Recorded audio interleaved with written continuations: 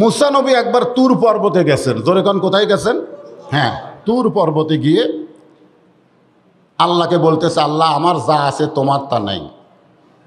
খুব খেয়াল করেন, মুসা নবী আল্লাহকে কি বলতেছেন? আল্লাহ আমার যা আছে তোমার তা নাই। আল্লাহ বলতেছে, মুসা তোমার এমন কি আছে যেটা আমি আল্লাহর নাই? মুসা বলতেছে, আল্লাহ আমার মৃত্যু আছে কিন্তু আপনার মৃত্যু নাই। আল্লাহ বলতেছে, ঠিকই তো তাই। আসলে কুল্লু মান আলাইহা ফানিউ ওয়া বাকা ওয়াজহু রাব্বিকা যুল জালালি ওয়াল ইকরাম। একমাত্র আল্লাহ ছাড়া প্রধানমন্ত্রী কন আর যে মন্ত্রী কন আর যাই কন, যত বড়ই ক্ষমতাশীল হোক না কেন, মরা লাগবেই। শুধু এই জিনিসটাই যদি আমরা খেয়াল করি যে ঘুম ভাঙলে সকাল, না ভাঙলে পরকাল। জোরে কোন ভাঙলে? এতে আমরা ঘুমাবো না, ঘুমাবো কি ঘুমাবো না? ঘুমানোর সময় আমরা কি বলি? আল্লাহুম্মা বিইসমিকা আমুতু ওয়া আহইয়া, আরবিতে বলি, বাংলা বুঝি না। এই যে ইন্না লিল্লাহি ওয়া ইন্না ইলাইহি রাজিউন, এটা কি বলি? আরবিতে বলি, কিন্তু বাংলা বুঝি না। আল্লাহ বলে, মুসা মৃত্যু তোমার কাছে কেমন মনে হয়?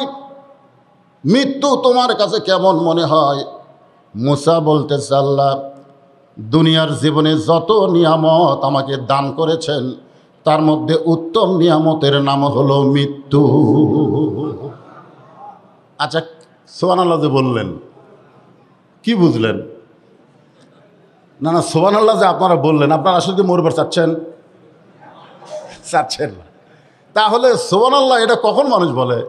এটা কি কষ্টের পরে বলে না খুশির পরে বলে? আপনারা সুবহানাল্লাহ বললেন, তার মানে বোঝা গেল যে মরাটা কি একটা নিয়ামত। মৃত্যু যদি মুসলমানের জন্য নিয়ামত, মুসলমান বিশ্বাস করে, এক সেকেন্ডের জন্য মুসলমান বাতিলের সঙ্গে আপোষ করবে না। জোরে কোন কথা ঠিক কিনা? এক সেকেন্ডের জন্য। কারণ বাতিলের সঙ্গে আপোষ করা অবস্থায় যদি আমি মারা যাই, আমার পরকাল শেষ। আমরা তো অনেকে মনে করি যে যেভাবেই হোক একটু বাঁচা লাগবে, নাকি কন? আমরা এরকম মনে করি না ভাই? বাঁচা লাগবে ভাই, যেভাবে হোক একটু বাঁচা লাগবে। আসলে আমরা বাঁচতেছি না মরতেছি, একটু মনোযোগ দিয়ে শুনবেন। আল্লাহ বলে, মুসা মানুষ মরবার চায় না, সেই মৃত্যু তোমার কাছে উত্তম মনে হওয়ার কারণ কি? মুসা আলাইহিস সালাম বললেন, আল্লাহ কারণ হলো তিনটা। কয়টা? এক নম্বর কারণ হলো না মরলে জান্নাতে যাওয়া যাবে না। আপনি যে আমাদের জন্য জান্নাত বানায় রাখছেন, আপনারা কি বিশ্বাস করেন না? আল্লাহ যে মুসলমানের জন্য ফাদখুলি ফি ইবাদি ওয়াদখুলি জান্নাতি, সুবহানাল্লাহ। আল্লাহ দেখেন এখানে কোনো কিন্তু ফাঁক রাখে নাই, এখানে কোনো ফাঁক রাখে নাই। তুমি আমার বান্দা হও, জান্নাতের মধ্যে ঢুকে যাও। জোরে কোন সুবহানাল্লাহ। তাহলে যে জান্নাত আল্লাহ আমাদের জন্য তৈরি করে রেখেছেন, সেই জান্নাতে কি আমরা যাবার চাই না? যদি যাবার চাই, আপনারা বলেন তো মরা ছাড়া যাবার কোনো রাস্তা আছে? যে না মরে জান্নাতে যাওয়া যাবে, এরকম কোনো রাস্তা যদি থাকে আপনারা বলেন। কারণ লাইলাতুল মিরাজে আমাদের নবী যখন বাইতুল মুকাদ্দাসের মধ্যে 2 রাকাত নামাজের ইমামতি করলেন। কয় রাকাত ইমামতি করলেন? এখন মুসল্লি সম্পর্কে রাসূল জানতে চাইলেন, ভাই জিবরাইল, আমি যে ইমাম হলাম তা আমার পিছনে যারা ইক্তেদা করলো তারা কে? তো জিবরাইল বললেন যে আল্লাহর যত নবী রাসূল দুনিয়াতে প্রেরণ করেছিলেন আপনার আগে, আপনার পরে তো আর নাই। আছে? আমাদের নবীর পরে কোনো নবী আছে নাকি? একদল অবশ্য আমাদের বাংলাদেশেও গুপ্ত আছে, যারা আমাদের নবীর পরে নবী মানে, এরকম কিছু আছে না? নাই? আছে, আছে। আর আরেক জামাত। আল্লাহ কোরআনে বলেন, মা কানা মুহাম্মাদুন আবা আহাদিম মির রিজালিকুম ওয়ালাকিন রাসূলুল্লাহি ওয়া খাতামান নাবিয়্যিন। সুবহানাল্লাহ। সমস্ত নবী রাসূল আপনার পিছনে ইক্তেদা করলো। তা আল্লাহ রাসূল বলতেছে, জিবরাইল ভাই, আমি কি সবাইকে একটু দেখতে পাবো না? আমি সমস্ত নবী রাসূলকে কি একটু দেখতে পাবো না? তো জিবরাইল বলতেছে, ওয়ালা তাশতাহি আনফুসুকুম। সুবহানাল্লাহ বলেন। আল্লাহ আপনাকে এমন একজন নবী বানাইছে, আপনি যা চাবেন আল্লাহ তাই দিবে। জোরে করে সুবহানাল্লাহ। আপনি যা চাবেন। এই জন্য আয়াতুল কুরসির মধ্যে কিন্তু আমরা পড়ি মানজাল্লাযী ইয়াশফা ইনদাহু ইল্লা বিইজনিহি। এই শব্দের অর্থ আপনারা পড়বেন যে আমাদের নবী আল্লাহর কাছে যা চাবেন আল্লাহ তাই দিবেন। তাহলে আমাদের নবী তো আমাকে ছাড়া জান্নাতে যাবে না। তিনি বলেছেন যে আমি আমার একটা উম্মতকে বাহিরে রেখে আমি নবী জান্নাতে ঢুকবো না। জোরে কোন সুবহানাল্লাহ। তাহলে তো কি মনে করতেছেন? এখন জিবরাইল বললেন ঠিক আছে, আপনি দেখতে চাইলে দেখতে পাবেন।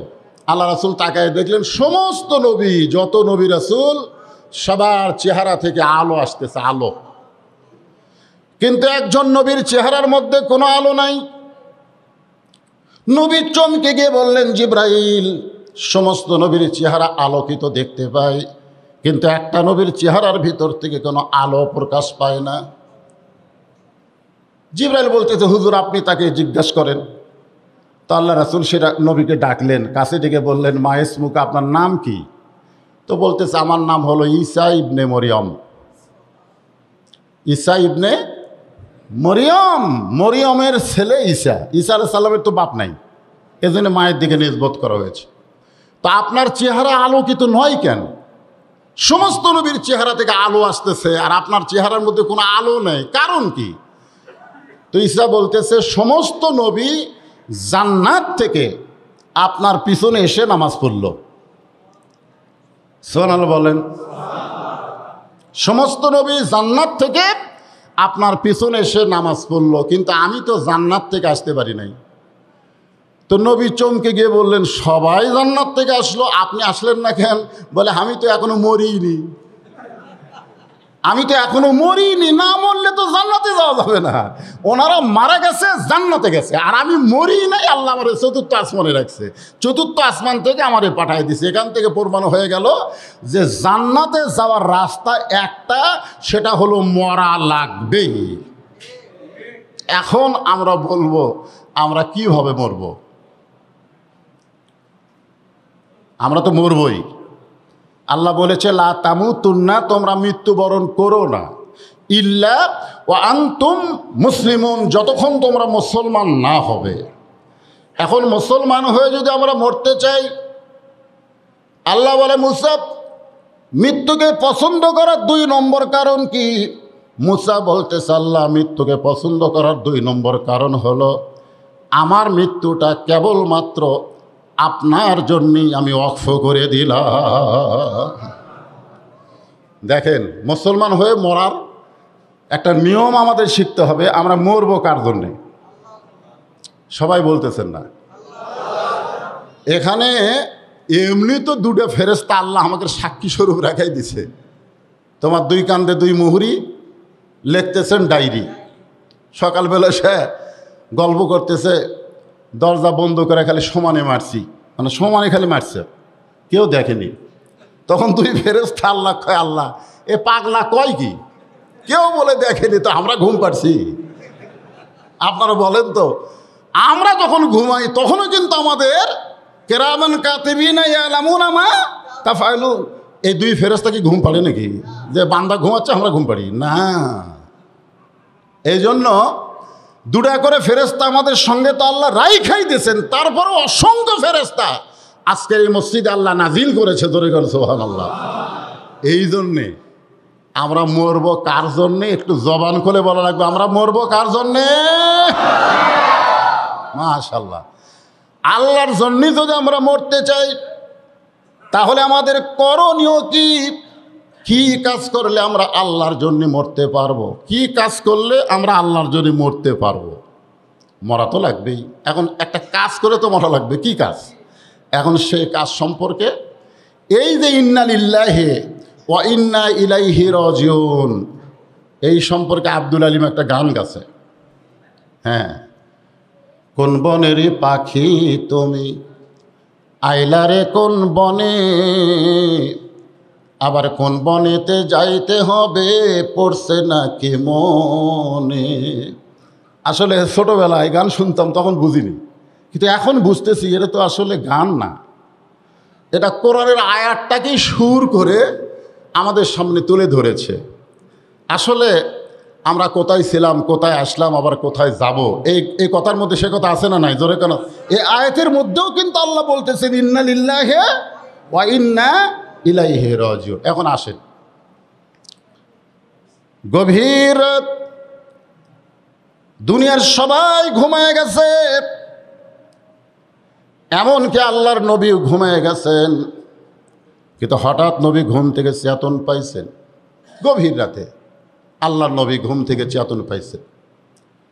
চেতন পাওয়ার কারণ হলো খাদিজাতুল কুবরা, যিনি সর্বপ্রথম এই দুনিয়াতে আল্লাহর নবীর হাতে ঈমান গ্রহণ করেছেন। সুবহানাল্লাহ বলেন। মেয়েরা কিন্তু পুরুষের চাইতে আগে আছে, আগে আছে না নাই? কারণ কোনো পুরুষ আল্লাহর নবীর হাতে সর্বপ্রথম ঈমান গ্রহণ করে নাই। সর্বপ্রথম আমাদের নবীকে যিনি নবী বলে স্বীকার করেছেন তিনি হচ্ছেন নবীর বউ। সুবহানাল্লাহ বলেন। এখানে একটা জিনিস শিক্ষা নিতে হবে, আমাদের বাংলাদেশের কোনো পীরের বউ কিন্তু পীরের মুরিদ না। আপনারা খোঁজলে দেখবেন আমরা অনেক পীরের মুরিদ না, কিন্তু আপনি খোঁজলে দেখবেন ওর বউ কিন্তু মুরিদ হয়নি।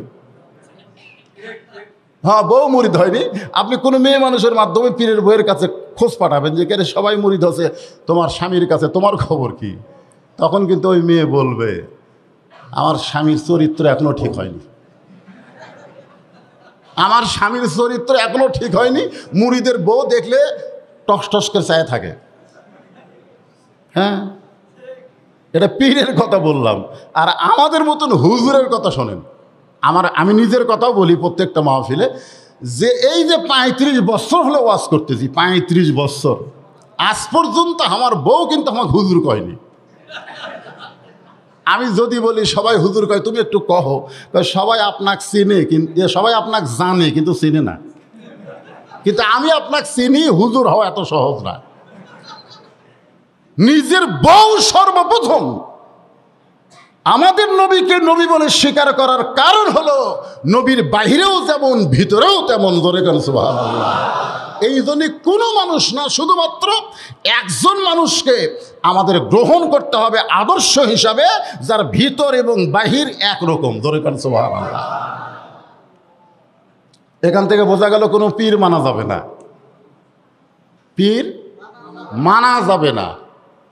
মানতে পারবেন। আবার অনেকে বলবেন যে হুজুর একেবারে নাজায়েজ করে দিল। নাজায়েজ এটা কি শোনেন? এই যে আপনাকে যে এশার নামাজ পড়ালো আমার ছোট ভাই আব্দুল হালিম, উনি যদি আজকে এশার নামাজে 3 রাকাতে বসতো, প্রতিদিন আপনারা কয় রাকাতে বসেন? 2 রাকাতে বসেন আর 4 রাকাতে বসেন, তাই বসেন না? কিন্তু আজকে যদি এশার নামাজে উনি 3 রাকাতে বসতো, আমরা কি ওনাকে মানতাম? কেন মানবো না?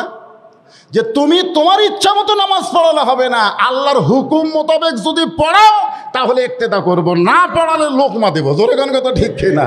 আমরা পীরকে ততক্ষণ মানব পীর যতক্ষণ আল্লাহ রাসূলের অনুসরণ থাকবে। আল্লাহ রাসূলের অনুসরণে পীর নাই, ওকে মানারও দরকার নাই। জোরে গান কথা ঠিক।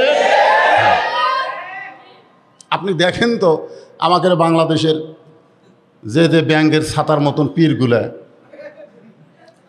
এই জন্যে ওটা বাদ দেন, ওই চ্যাপ্টার বাদ। আমরা এমন একজনকে মানবো, আল্লাহ কোরআনে বলে দিয়েছেন, কুল হে রাসূল আপনি বলেন, কি বলেন? ইন কুনতুম তুহিব্বুনাল্লাহ ফাত্তাবিউনি ইউহিব্বুকুমুল্লাহ ওয়া ইয়াগফির লাকুম যুনুবাকুম ওয়াল্লাহু গফুরুর রহিম।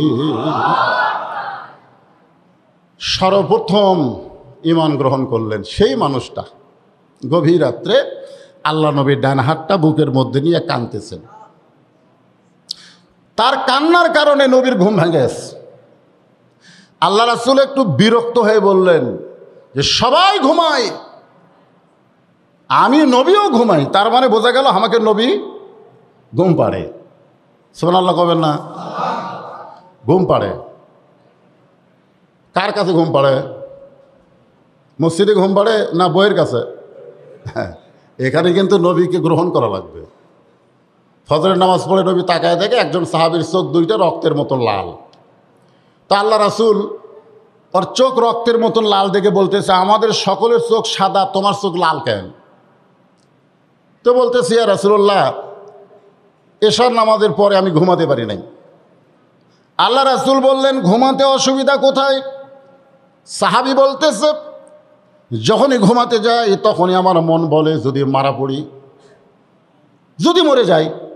এই জন্যে আমি না ঘুমায় সারা রাত কোরআন শরীফ তেলাওয়াত করছি, সারা রাত নামাজ আদায় করেছি, সারা রাত তওবা তাসবিহ করে কাঁদতে কাঁদতে আমার চোখ দুইটা রক্তের মতো লাল হয়ে গেছে। আপনারা বোঝেন বা না বোঝেন সুবহানাল্লাহ কছেন, কিন্তু আল্লাহ রাসূল বললেন নাউজুবিল্লাহ। আল্লাহ রাসূল কি বললেন? আচ্ছা, নাউজুবিল্লাহ এটা পক্ষে না বিপক্ষে? তাহলে যেই লোকটা সারা রাত কি করলো, কোরআন শরীফ পড়ছে, নামাজ পড়েছে, কান্নাকাটি করছে, কাঁদতে কাঁদতে চোখ দুইটা রক্তের মতো লাল হয়ে গেছে, এত সুন্দর কথা শোনার পরে রাসূল বললেন নাউজুবিল্লাহ। সমস্ত সাহাবীরা বললেন, ইয়া রাসূলুল্লাহ, সুবহানাল্লাহ বলার জায়গায় আপনি নাউজুবিল্লাহ বলার পিছনে কারণ কি? আল্লাহ রাসূল বললেন, এই নতুন ইসলামই কোথায় পেল? এটা হচ্ছে নতুন ইসলাম। আসল ইসলাম হলো মা আতাকুমুর রাসূলু ফাখুযুহু ওয়া মা নাহাকুম আনহু ফান্তাহু। আসল ইসলাম হলো আমি নবী যেটা করেছি সেটাই করা লাগবে, নবী যেটা করে নাই সেটা করা আসল ইসলাম না। নবী যেটা করে নাই সেটা করা কি আসল না ভেজাল? এই ধরে কেন আসল না ভেজাল? তাহলে আমি নবী এশার নামাজ পড়ার পরে আমার বউকে বুকের মধ্যে নিয়ে ঘুম পাড়ি, আমি নবী ঘুম পাড়ি, তো তোমার খবর কি? তোমার কি বউ নাই? যার চোখ দুইটা লাল তাকে রাসূল বলতেছেন, তোমার কি বউ নাই? বলে, হ্যাঁ আমার বউ আছে। তো তুমি যখন সারা রাত কান্নাকাটি করলা, নামাজ পড়লা, কোরআন শরীফ পড়লা, তখন তোমার বউ কিছুই বলেনি? তবে বউ কয়েকবার অবশ্য বলছে যে এশার নামাজ পড়ে তো আসলে, এখন আসো একসঙ্গে ঘুমাই। এমন কিসের ঘুম রে, যদি মরে যাই? আল্লাহ রাসূল বললেন, দেখো আমার ইসলাম হলো হুন্না লিবাসুল লাকুম ওয়া আনতুম লিবাসুল লাহুন্না। আমার ইসলাম যেটা নবীর ইসলাম সেটা হলো স্বামী হলো বিবির পোশাক, বিবি হলো স্বামীর পোশাক। এশার নামাজের পরে তোমার বউকে বুকের মধ্যে নিয়ে ঘুমিয়ে যাওয়া, আর সালাতু খায়রুম মিনান নাম শোনার সঙ্গে সঙ্গে পাক পবিত্র হয়ে মসজিদে এসে ফজর জামাতে পড়বা, সারা রাত ঘুম পারলো, ইবাদতের সওয়াব পেয়ে যাবা। জোরে গান সুবহানাল্লাহ। এটা কার ইসলাম? এটা নবীর ইসলাম, যেটা আমাদেরকে নবী দিয়েছেন। এখন আসেন যেটা বলতেছি। আল্লাহর নবী বলেন, খাদিজা, দুনিয়ার সবাই ঘুম পাড়ে, আমিও ঘুম পাড়ি, শুধু একজনই ঘুম পাড়ে না, তিনি হলেন আমাদের আল্লাহ। আমাদের আল্লাহ কি ঘুমায় নাকি? আপনাদের কি মনে হয়? মুসা নবী একদিন বললেন, আল্লাহ একলা একলা বসে থাকেন, মানে আল্লাহর আশেপাশে তো কেউ নাই, আল্লাহর আশেপাশে কোনো ফেরেশতাও নাই। সুবহানাল্লাহ না? কারণ লাইলাতুল মেরাজে নবী যখন আল্লাহর কাছে গেছিল তখন জিবরাইলকে যাবার পারে নাই। একজন আমাকে বলতেছে, হুজুর আচ্ছা জিবরাইল না হয় না গেল, কিন্তু নবীর যে কান্দর দূরে ফেরেশতা ছিল, এর কি খবর কি? না বক্তারা ওয়াজ করতে বলে না যে একটা জায়গায় আল্লাহ জিবরাইল ব্রেক কর, আর সামনে পা বাড়াস না, কারণ ৭০,০০০ নূরের পর্দার মধ্যে তুই ঢুকলে তোর অস্তিত্ব পুড়ে ছাই হয়ে যাবে। আচ্ছা জিবরাইল না হয় যায়নি, কিন্তু এই কান্দের দুটার খবর কি? এখন আপনারা বলেন, আপনাদের কি ধারণা নবীর দুই কান্দে দুটা ফেরেশতা আছে? আপনাদের কি মনে হয় নবীর কান্দত ফেরেশতা আছে? এই না থাকার কারণ দুটা, কারণটা আজকে শুনে নেন। এই ইন্না লিল্লার মধ্যে এই কারণটাও শুনে, এটাও বড় বিপদ যে আমরা নবীর কান্দে ফেরেশতা আছে না না এটা জানি না, এটা একটা বিপদ, মস্ত বড় বিপদ। যে লাইলাতুল মেরাজে যখন জিবরাইল এসে তাকে নবী ঘুম পাড়তেছে, ফেরেশতা জিবরাইল বলে, আল্লাহ যাকে আপনার আরশে নিয়ে যাওয়ার হুকুম দিলেন সে তো ঘুম পাড়ে।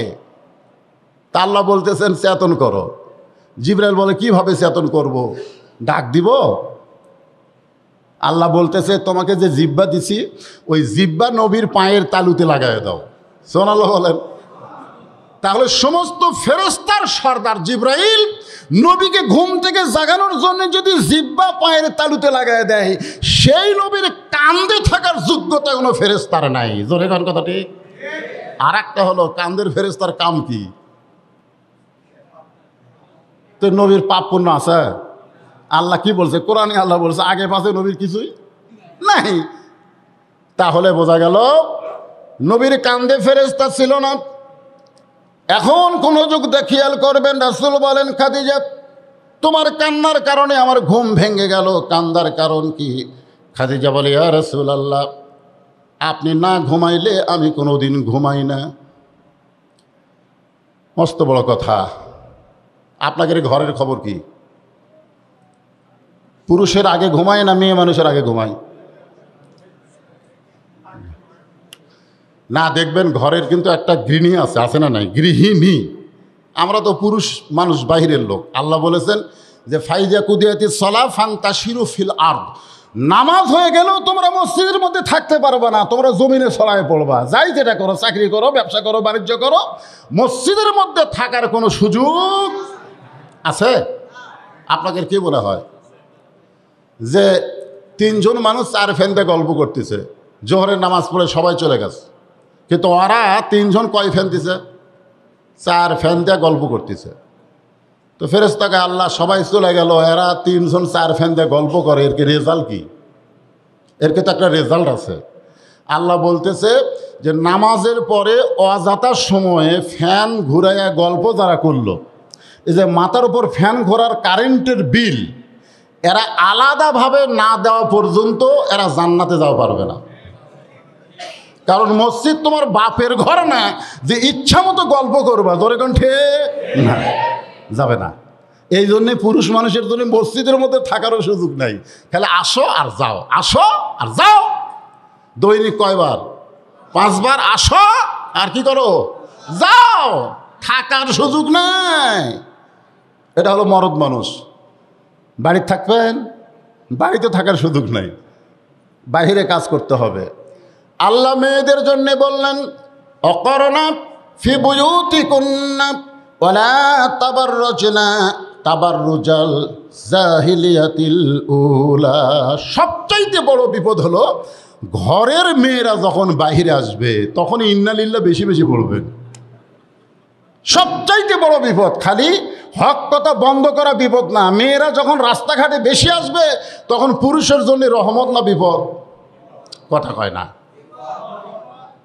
পুরুষ মানুষের জন্য বিপদ। পুরুষ যদি আপনি পুরুষ না হন তাহলে আপনার বিপদ নাই। যদি পুরুষ হন, অনেকে বলে মেয়ে মানুষ দেখে আমার কিছুই মনে হয় না। রাসূল বলেছেন এই মস্ত বড় মুনাফিক, মেয়ে মানুষ দেখলে কিছু মনে হয় না, এই কথা যারা কয় মস্ত বড় মুনাফিক। এই জন্য আল্লাহ বলেছেন কুল্লিল মুমিনিনা ইয়াগুদ্দু মিন আবসারিহিম। যারা মুমিন হবে তাদের নজর থাকবে কোন দিকে? নিচের দিকে নজর থাকবে। যাই হোক, আয়াতটা হয়তো কম বেশি হতে পারে।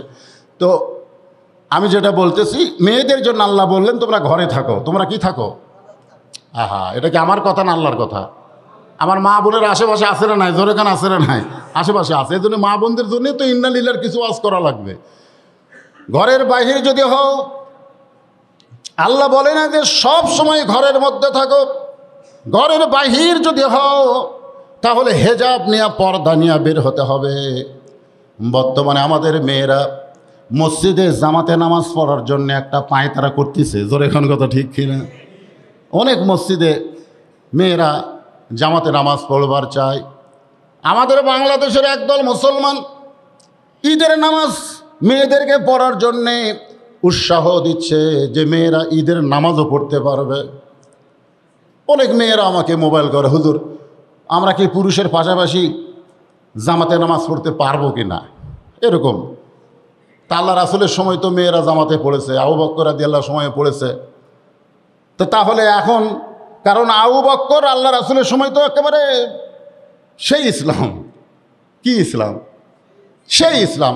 আর তখন যদি মেয়েরা জামাতে নামাজ পড়তে পারে, এখন পারবে না কেন? আল্লাহ রাসূল কি বলেছেন? আমি হলাম ধর্মের প্রচারক আর উমর হচ্ছে ধর্মের প্রসারক। জোরে গান সুবহানাল্লাহ। আমার পরে কেউ যদি নবী হতো লাউ কানা উমর, আল্লাহ রাসূল বলেছেন আমার পরে কেউ নবী হলে আল্লাহ ওমরকে নবী বানিয়ে দিত। সেই হযরত ওমর বলেছেন যে জামাতে নামাজ পড়া মেয়েদের জন্য ওয়াজিব, কিন্তু পর্দা মানা হলো দাইমি ফরজ। জোরে গান কথা ঠিক কিনা? কোনো কারণে এই নামাজ জামাতে পড়তে এসে যদি পর্দার ক্ষতি হয় তাহলে কি ওই যে লুঙ্গি খুলে মাথার পাগড়ি বান্ধার মতন হবে। জোরে গান ঠিক কিনা? এই জন্য আপনারা কখনোই মেয়েদেরকে জামাতে নামাজ পড়ার উৎসাহ দেবেন না। মেয়েরা পর্দার ভিতরে নামাজ পড়বে। পুরুষেরা যখন মসজিদ জামাতে নামাজ পড়বে সে আওয়াল ওয়াক্তে, সেই সময় যদি মেয়েরা বাড়িতে নামাজ পড়ে মসজিদের সমপরিমাণ সওয়াব আল্লাহ দান করে দিবে। ধরে কেন সুবহানাল্লাহ। কারণ মেয়েদের জন্য সবচাইতে বড় আমল হলো পর্দা।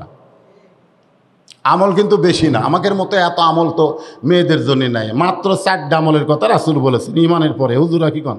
কয় আমল? মাত্র 4টা আমল।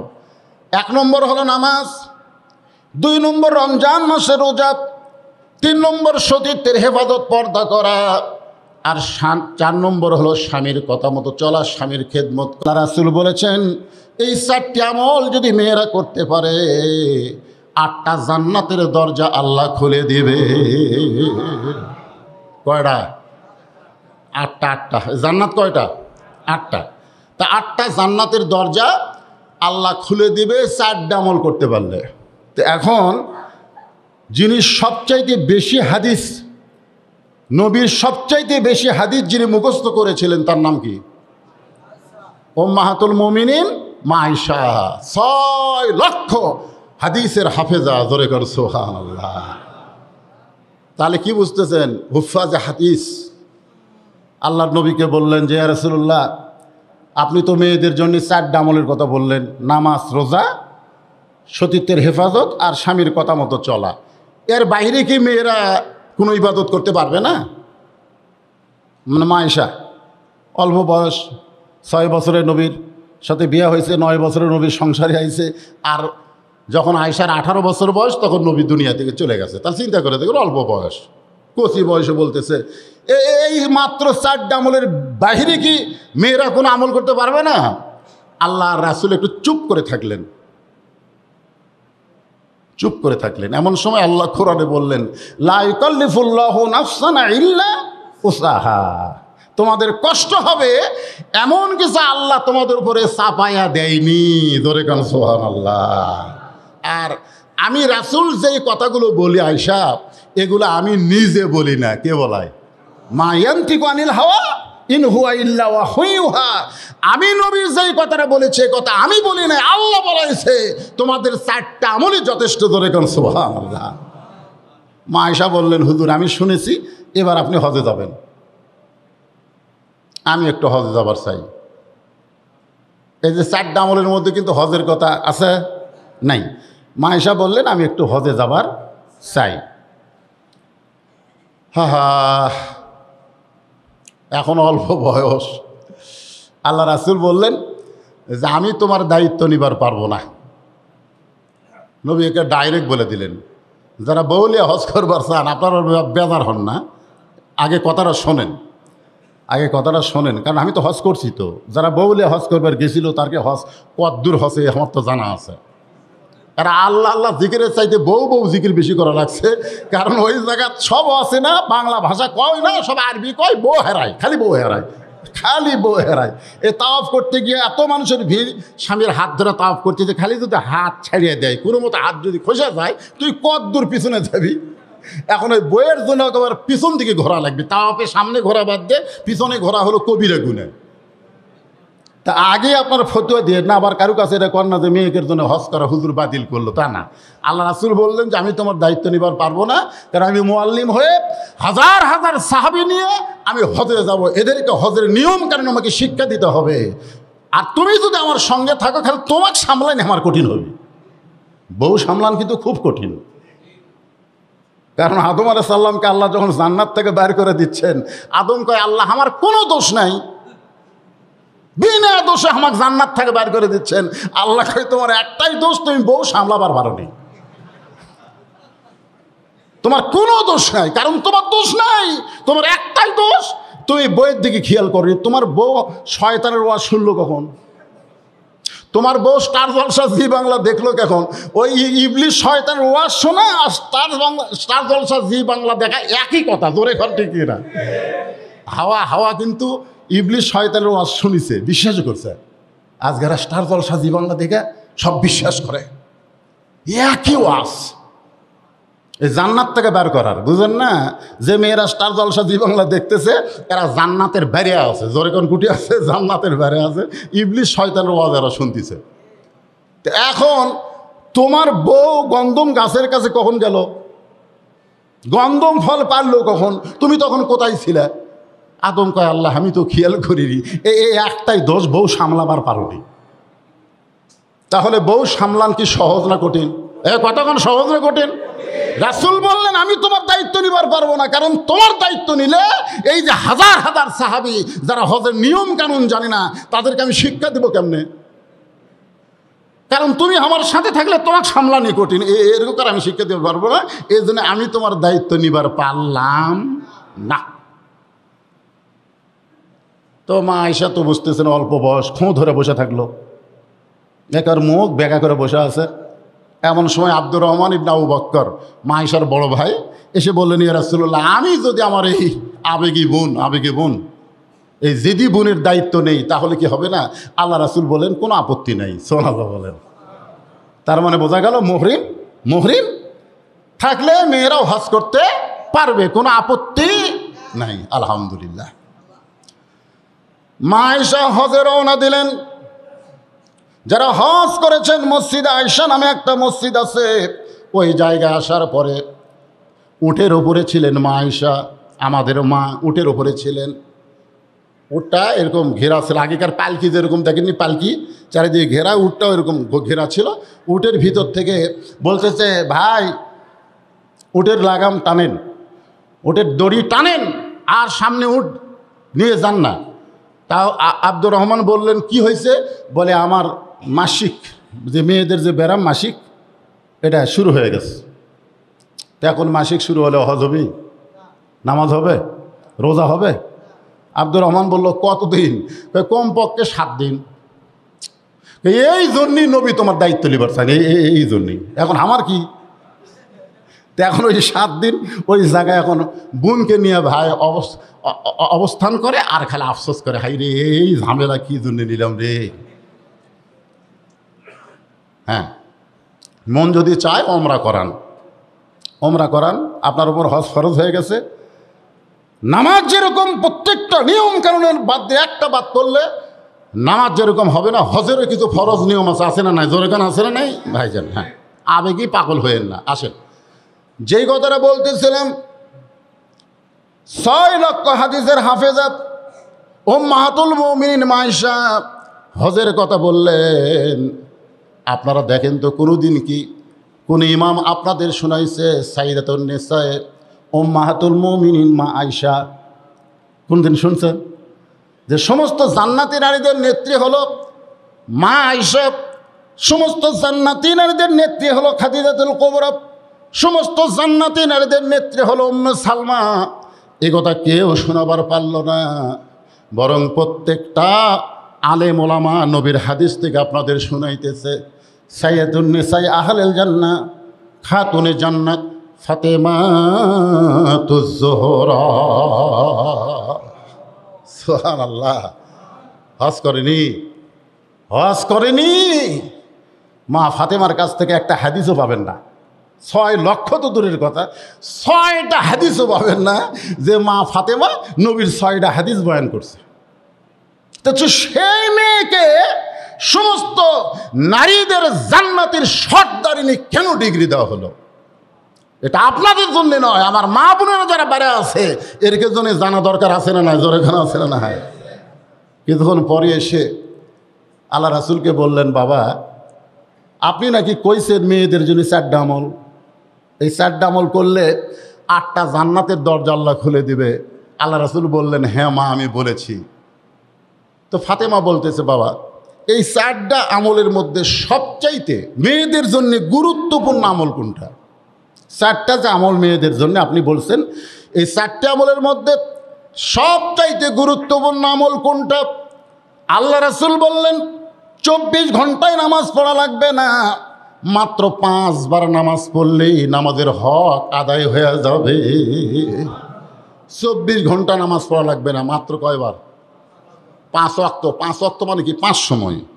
তাহলে 24 ঘন্টার মধ্যে 5 ওয়াক্ত, 5 বিষম কত হয়? 100 মিনিট। 2 ঘন্টা হচ্ছে না, 20 মিনিট করে লাগেই না। 20 মিনিট করে লাগে, 10 মিনিট করে ধরেন 1 ঘন্টা। 24 ঘন্টার মধ্যে 5 ওয়াক্ত মিলে 1 ঘন্টা নামাজ পড়লেই নামাজের হক আদায় হয়ে যাবে। 12 মাস রোজা রাখা লাগবে না। 12 মাসের মধ্যে 1 মাস রমজান মাস, রোজা রাখলেই রোজার হক আদায় হয়ে যাবে। সবসময় স্বামীর খেদমত করা লাগবে না, সবসময় স্বামীর খেদমত করার দরকার নাই। স্বামী যদি খেদমত চায় তাহলে খেদমত করবা, নিজের ইচ্ছাই করবার যাবে না, স্বামী যদি চায়। কথা বুঝলেন? কোনোদিন যদি আপনাদের বউ আপনি খেদমত চাচ্ছেন না কিন্তু করতেছে, তাহলে বুঝবেন এর ভিতরে এর ভিতরে কিছু ঢুকছে। মাথা টিপতেছে, পাকা হাঁকাচ্ছে, পাও টিপতেছে। আপনি তো আশ্চর্য হয়ে যাচ্ছেন, কে রে আমার মাথা বিষয় না মাথা টিপে, পাও বিষয় না পা টিপে, কি ব্যাপার কি? তা আপনি তো করবেন কি খবর গো, তুমি কি আজকে রাবিয়া বসরি হলো নাকি? তখন কিন্তু দেখবেন গুনগুন করে কানবে। হ্যাঁ, কপাল টিপবে আর কানবে। কি কান্দো কেন? বলে তোমাকে নিয়ে একটু সুখের সংসার করবার চাই, কিন্তু আমার ভাগ্যে হচ্ছে না। স্বামী বলে কি খবর, কি হয়েছে তোমার? বলে তোমার এই বুড়া বাপ মায়ের জন্যে আমার কলিজা চলে আসছে। তাহলে কি বুঝতেছেন? অতি ভক্তি মানে আপনার বাপ মার বিরুদ্ধে ওয়াজ করবে। হ্যাঁ, আপনি ভক্তি চাচ্ছেন না, যখনই ভক্তি করবে তখন বুঝবেন আপনাকে ওই বিপদে নিয়ে যাবে। বিপদে নিয়ে যাবে, আপনার বাপের বিরুদ্ধে, আপনার মায়ের বিরুদ্ধে আপনার কান গরম করে দিবে। তো এখনকার ছেলেরা অধিকাংশ হলো আগডম বাগডম ঘরডম সাদা ঢাক ঢোলক ঝাঁঝর বাজা, এই মিথ্যা শিক্ষায় শিক্ষিত যারা, তারা তো বইয়ের কথা বিশ্বাস করবেই, কারণ এরকে শুরুটাই হচ্ছে মিথ্যা শিক্ষা দিয়ে। জালিকাল কিতাবুল লা রাইবা ফীহি হুদাল লিল মুত্তাকিন, এই সত্য শিক্ষা দিয়ে যদি জীবনটা করত, তাহলে বইয়ের কথা শোনার আগেই আল্লাহর কোরআন তার সামনে এসে বলতো, ওয়াকাযা রাব্বুকা আল্লা তা'বুদু ইল্লা ইয়্যাহু ওয়া বিল ওয়ালিদাইনি হাসানান। দরকার হলে বউ তালাক দিব, বউ মরে গেলে বউ পাবো, বউ ছেড়ে দিলে বউ পাবো, কিন্তু বাপ মার কলিজায় এক তিল পরিমাণ কষ্ট দিব না। ধরে কোন কথা ঠিক? সবচাইতে বড় বিপদ ইন্না লিল্লাহকে বেশি বেশি পড়বেন। বইয়ের কথা শোনা বাপ মাকে যারা দেখবেন, বইয়ের বাড়ির কেউ আসলে ও ভাই আসুক বাপ আসুক, ওরে বাবা রে, আছে না নাই? আর নিজের বাপ ভাই আসলে ওদিকে ফিরাই তাকায় না, এরকম বউ আছে না নাই? কথা কন না। এই জন্য আল্লাহ রাসূল বললেন, ফাতেমা স্বামী যখন খেদমত চাবে তখন খেদমত করবা, সব সময় স্বামীর খেদমত করা দরকার নাই। কিন্তু ফাতেমা, একটা আমল তোমাকে 24 ঘন্টায় করতে হবে, সে আমলটার নাম হলো পর্দা। সুবহানাল্লাহ। আমার মায়েরা যারা বাহিরে আছেন, মা আপনাকে তো ওয়াজ বেশি নাই, খালি পর্দার ভিতরে আপনারা থাকবেন, পর্দার ভিতরে থাকবেন। মা ফাতেমার সিগনেচার নিয়ে আপনারা জান্নাতে চলে যাবেন। জোরে খান সুবহানাল্লাহ। আপনি নামাজ পড়েন, রোজা করেন, হজ করেন, যাকাত দেন, যাই করেন, পর্দা না থাকলে ফাতেমার সিগনেচার নাই। একটা বেপর্দা নারীর উপরে ফাতেমার সিগনেচার পড়বে না, ওরা জান্নাতের দরজাও চোখে দেখবে না। মা ফাতেমার যদি সিগনেচার নিতে চান, তাহলে নারীদেরকে পর্দার ভিতরে থাকতেই হবে। ভিতরেও পর্দা, বাহিরেও পর্দা। পর্দা মানে কি? হেজাব। যে আল্লাহ যে কোরআনে যেভাবে মেয়েদেরকে চলতে বলেছেন, সেভাবে যদি মেয়েরা চলে, ইনশাআল্লাহ। আল্লাহ রাসূল বললেন, খাদিজা, মনে আছে না ভুলে গেছেন? আমার হাত ধরে কান্দার কারণ কি? খাদিজা বলতেছি, ইয়া রাসূলুল্লাহ, আপনি না ঘুমাইলে আমি ঘুমাই না, আপনি না ঘুমাইলে আমি ঘুমাই না। এই কথা থেকে কিন্তু একদূর পর্যন্ত আপনাদের শুনালাম। কি কথাগুলো কি যেগুলো আমি শুনালাম সেগুলো কি ঠিক আছে? ঠিক, আলহামদুলিল্লাহ। তো এখন প্রশ্ন হচ্ছে, মেয়ে মানুষেরা পরে ঘুমাবে কেন? আপনি খাওয়া দাওয়া করছেন, খাওয়া দাওয়া করে থালি দিয়ে মাগাতে রাখছেন, তারপরে ভাত খাচ্ছেন, ভাত কিছু বাঁচছে, তরকারি খাচ্ছেন, তরকারি কিছু বাঁচছে, এগুলা সব রাখা মেয়ে যদি ঘুমায়, বাড়ির গৃহিণী ঘুমায়, ওই বাড়িতে রহমত হবে না। খাদিজা বলতেছে, আপনি না ঘুমাইলে আমি কোনোদিন ঘুমাই না। আল্লাহ রাসূল বললেন, খাদিজা আমি না ঘুমাইলে আপনি কেন ঘুমান না? খাদিজা বলতেছে, এটাই হলো আমার ভাগ্য। কারণ দুনিয়াতে প্রত্যেকটা পুরুষ যখন বিবাহ করে ওই পুরুষের হাতে বউকে তুলে দেয়, কিন্তু আমার ভাগ্য হলো আমার হাতে আপনাকে তুলে দিয়েছে। আপনারা কোন সিধা না উল্টা? আমি বিয়ে করছি, আমার হাতে আমার শ্বশুর তার মেয়েকে তুলে দিয়ে বলল, বাবা আজ থেকে আমার মেয়ের দায়িত্ব তোমাকে দিয়ে দিলাম। কিন্তু আল্লাহ রাসূল যখন খাদিজাকে বিয়ে করলো তখন খাদিজাকে নবীর হাতে তুলে দেওয়ার কেউ নাই, বরং নবীর চাচা আবু তালেব মা খাদিজার হাতে আল্লাহর নবীকে উঠাইয়া বললেন, আজ থেকে আমার এতিমের দায়িত্ব তোমাকে দিয়ে দিলাম। সুবহানাল্লাহ বলেন। তাহলে খাদিজা কার দায়িত্ব নিছে? ইয়েতিমের দায়িত্ব নিলেন। শিশুকালে মইরা গেছে মা, গর্ভে থাকতে মরছে পিতা, নবী চোখে দেখলেন না। কে করিবে লালন পালন, কে দিবে সান্ত্বনা? আল্লাহ তাআলা সূরা মাউন নাজিল করে বলেছেন, আরাআইতাল্লাযী ইউকাজ্জিবু বিদ্দিন ফাযালিকাল্লাযী ইয়াদউল ইয়াতীম ওয়ালা ইয়াহুদ্দু আলা তাআমিল মিসকিন। সবচাইতে বড় বিপদ এতিমদেরকে যারা কি করে, গলা ধাক্কা দেয়, এতিমদের লালন পালন করে না, এতিমদেরকে সম্পদ থেকে ফাঁকি দেয়, এরকম আছে না নাই? জোরে কোন আছে না নাই? আর সবচাইতে বড় বিপদ হলো ক্ষুধার্ত মানুষ। আহারে, তাদের সামনে নিজে খায় নষ্ট করে, ও যে মুমুইন বানাতেছে, মুমুইন